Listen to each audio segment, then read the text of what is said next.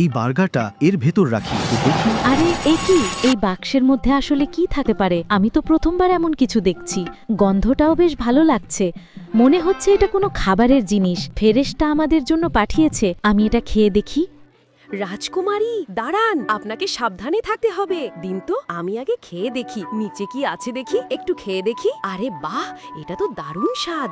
এত মজাদার কিছু আমি কোনোদিন খাইনি।